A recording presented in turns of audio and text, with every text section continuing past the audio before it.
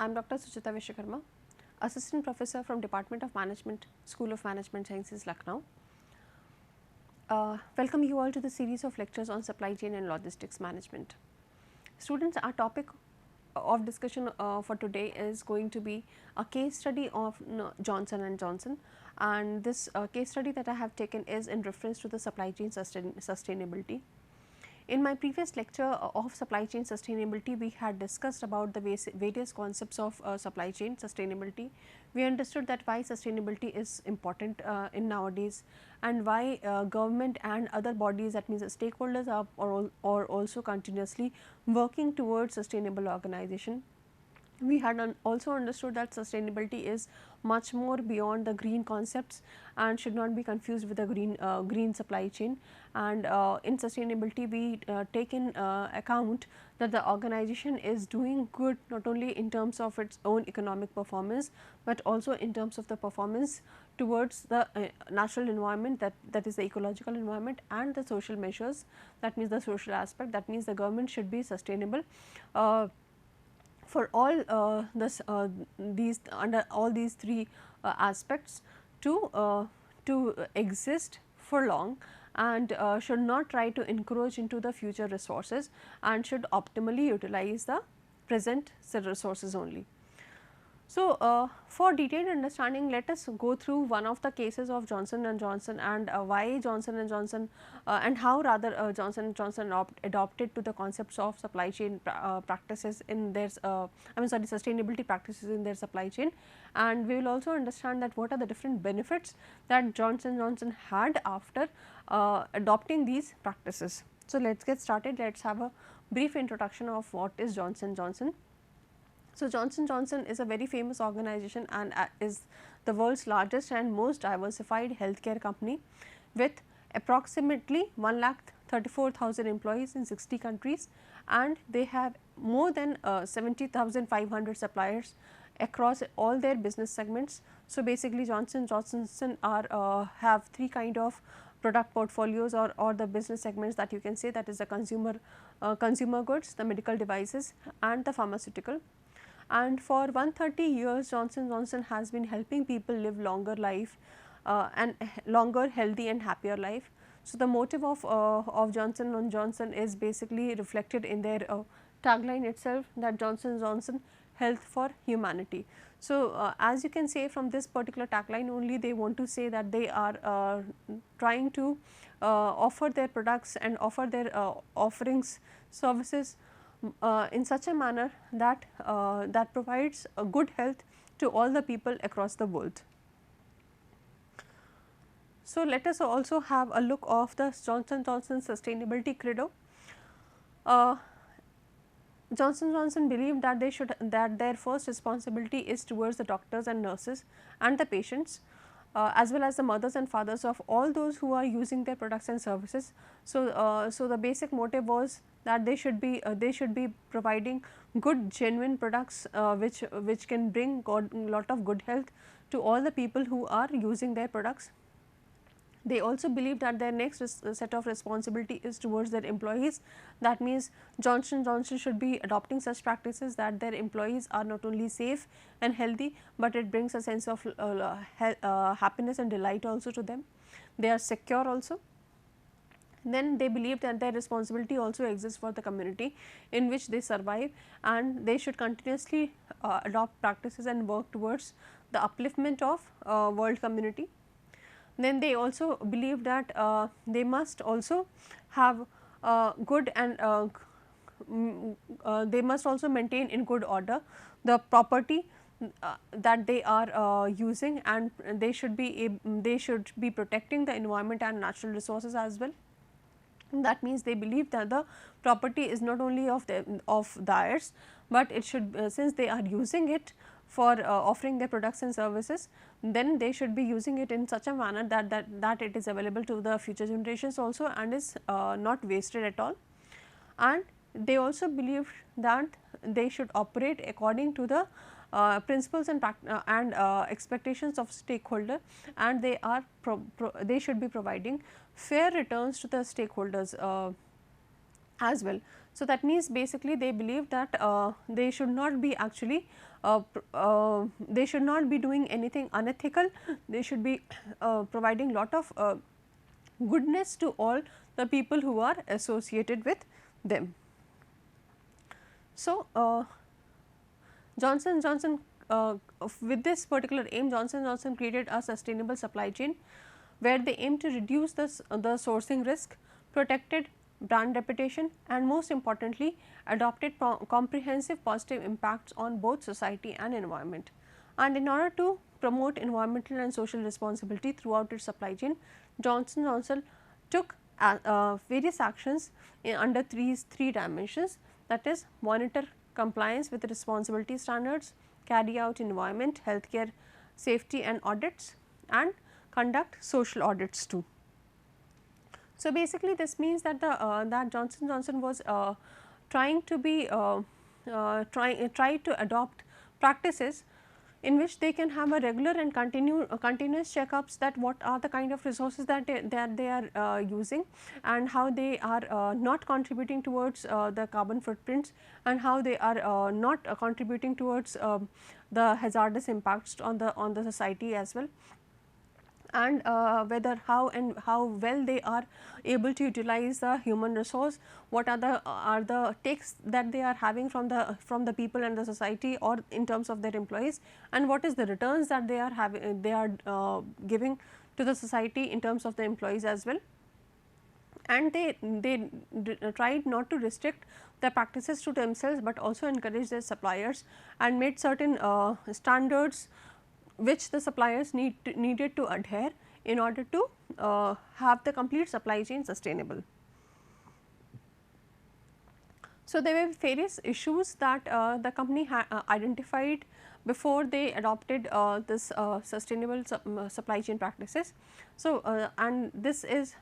started in somewhere around in 2017. So, in its 2017 Health for Humanity report, Johnson Johnson identified a range of material issues which included product quality, safety, reliability, ethics, compliance, innovation, global public health and workplace safety. So, these were the various issues which Johnson Johnson identified, and they felt that these are the various things these are the various issues on which the organization should work in order to be sustainable, in order to have a good society contribution, in order to provide a good environment for working and such things. And among these, promoting environment and social responsibility were the two areas which were taken as key issues by Johnson Johnson, because obviously the organization could not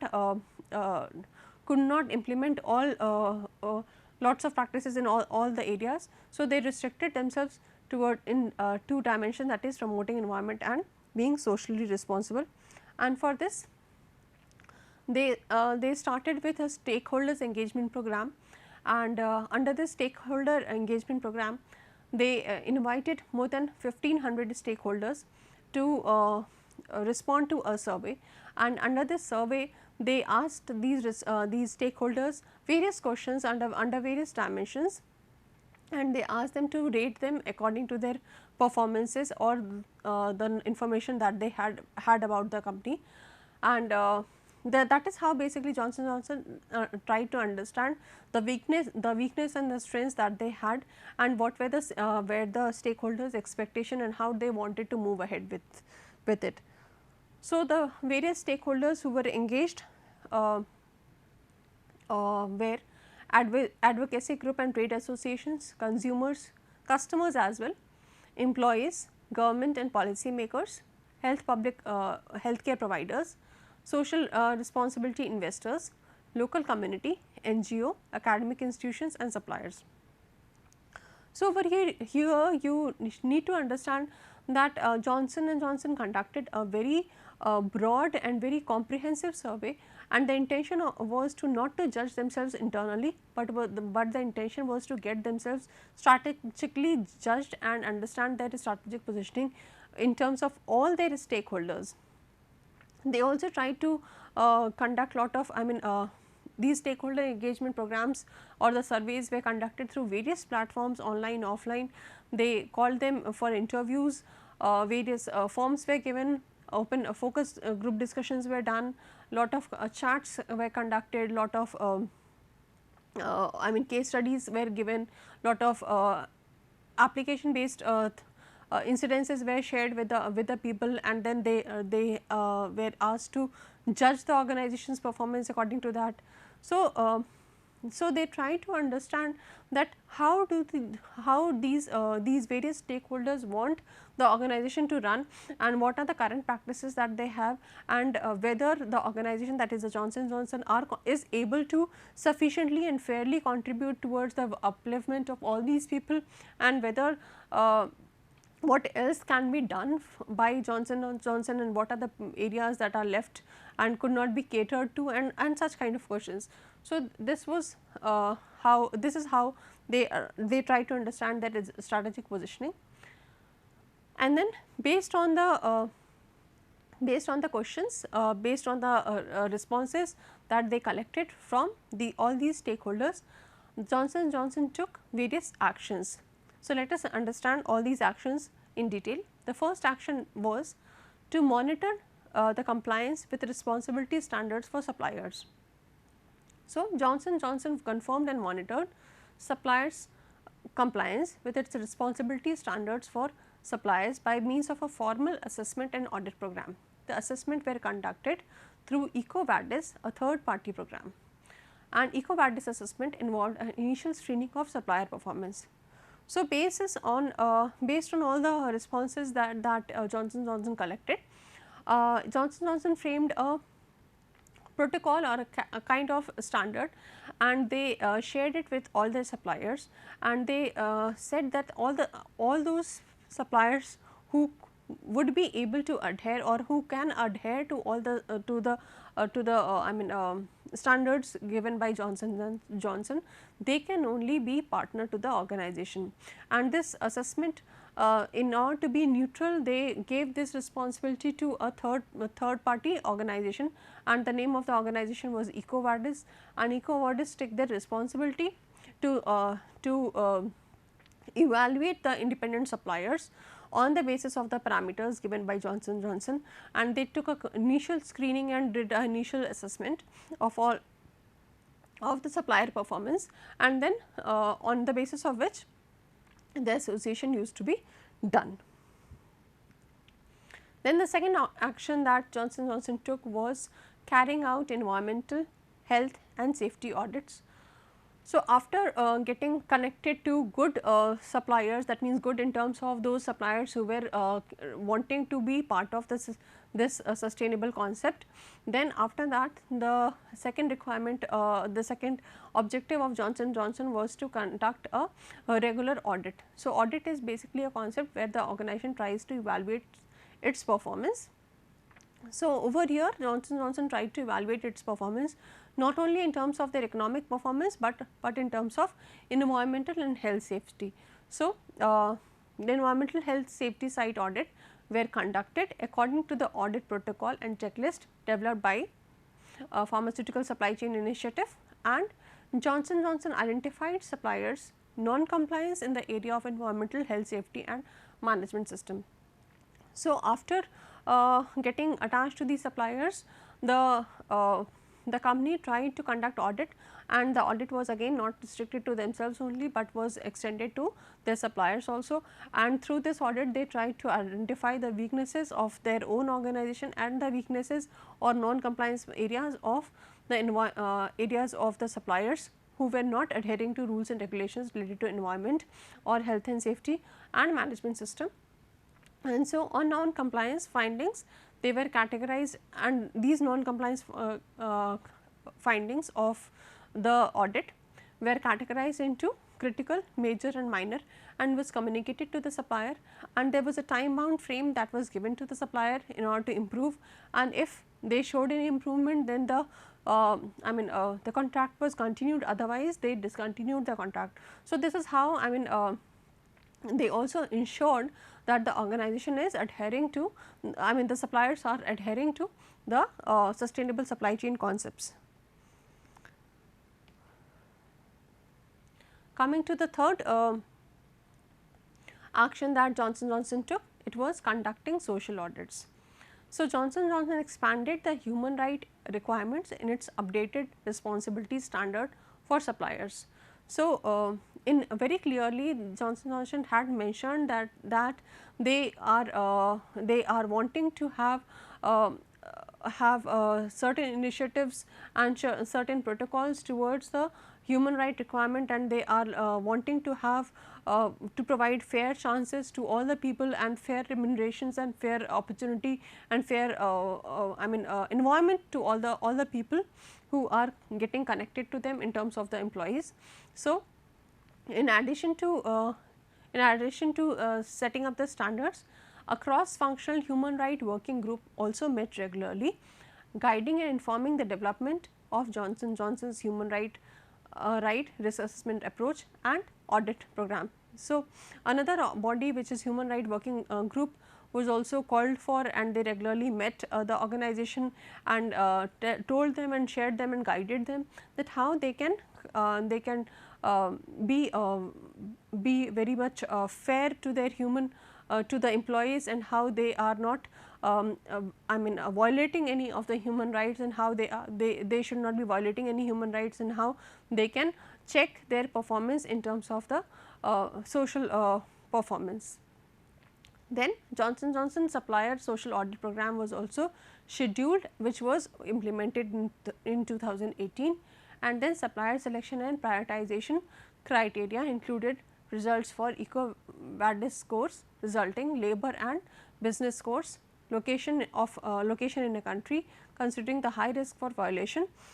of human rights and supplier category. So, after checking of suppliers on the environmental aspects as well as social audits, the prioritization was done, and in association with the EcoVadis, who were first kept responsible for doing the initial screening of the suppliers. Then basis all the responses that they collected from the human right working group assessment audits and the EcoVadis assessment audits, a combined score was calculated, and that is how they ensured that all the suppliers who are attached with Johnson Johnson was keeping in pace with the supply chain sustainability concepts. So, over here we can see that there are certain benefits. The benefits that supply chain sustainability concepts brought to Johnson Johnson was saving cost through efficiency. That means the organization was able to improve their working, because the employees, all the people who were associated with them were feeling very happy, motivated, and their motivation was high, and so the productivity and efficiency of the organization was at a much higher pace. And since the productivity was high, obviously that led to the reduction of cost also. Then improving risk management, since the people were very energetic and motivated, so they were taking sufficient measures, and since the people, that means the suppliers who were in connect with the organization, were very dedicated and were understanding the agenda of sustainable supply chain adopted by Johnson Johnson. So, that was the reason that they were able to, the company was able to reduce the risk also in terms of the supplier collaboration. Then driving innovation, the people, the suppliers, the employees at a large were also putting lot of energy for innovation, so that they can bring more health and happiness to people all around. Then obviously the customers also, after knowing the concept of sustainable supply chain, were getting loyal, because they were understanding that even though Johnson Johnson had a bit of premium products, but then they were understanding that what is the logic behind it, and how the organization is trying to be fair and responsible towards the environment and society. And then obviously they were also looking forward for recruiting employees and engaging them regularly. That means the organization was not only trying to take benefits from the employees, but were also looking forward that the organization should be providing sufficient opportunities and exposure to the employees for better jobs, for engaging them, for helping out in situations wherever required. So, this so over here we can see that through sustainable practices, Johnson had lighted global carbon footprints by 15% over last 10 years. So, from 2017 and before that, when they had actually started this concept, when they had started planning of this concept, from then Johnson has been able to drastically reduce the carbon footprint contribution to the environment. So, there are few key achievements of Johnson which was reported in 2019, and these include the enrolled suppliers representing 71% of spend in our sustainable procurement program. So, when Johnson was actually started collaborating with the suppliers who were trying to be partners, so they were able to represent that 71% of the spend was in sustainable practices and then only much of their efforts were towards sustainability practices.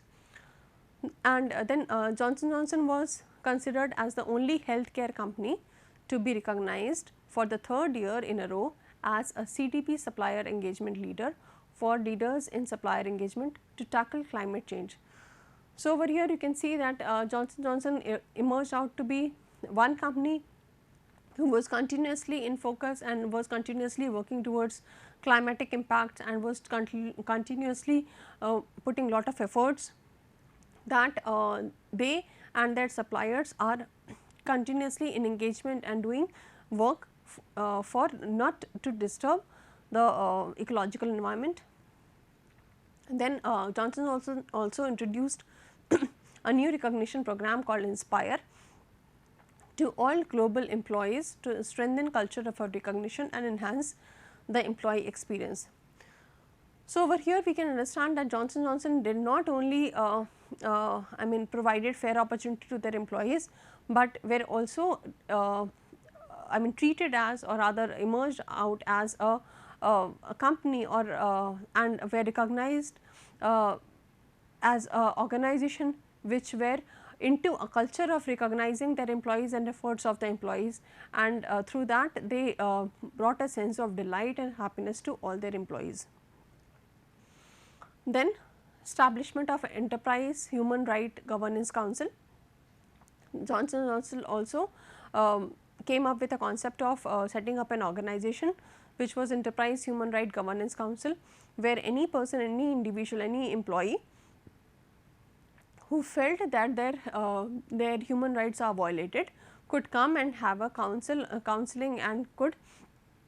get their issues redressed. Then they also received CDP climate change and water security, a list rating of leadership in environmental transparency and performance. So, they provided a kind of checklist also to various organizations, and how the other organizations could check their environmental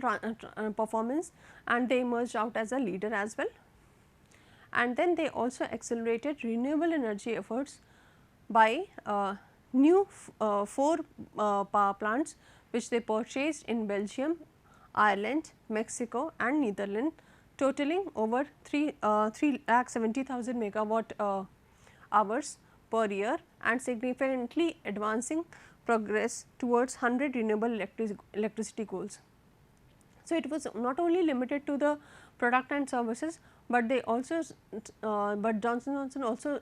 tried to adopt to practices of using alternate energy, and so they had set up 4 units, and these 4 units, as you can see, were in areas of were in countries of Belgium, Ireland, Mexico and Netherlands, and they started using this so that they are not dependent on the natural environment only. So, over here you can see that how any organization who actually starts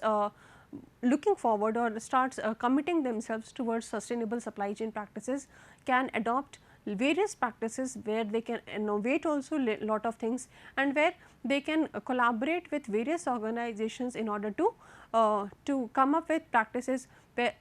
so that they can have a sustainable supply chain. So, for detailed understanding you can also go to the databases of Johnson Johnson, and you can have a reference of all these books and websites. Thank you.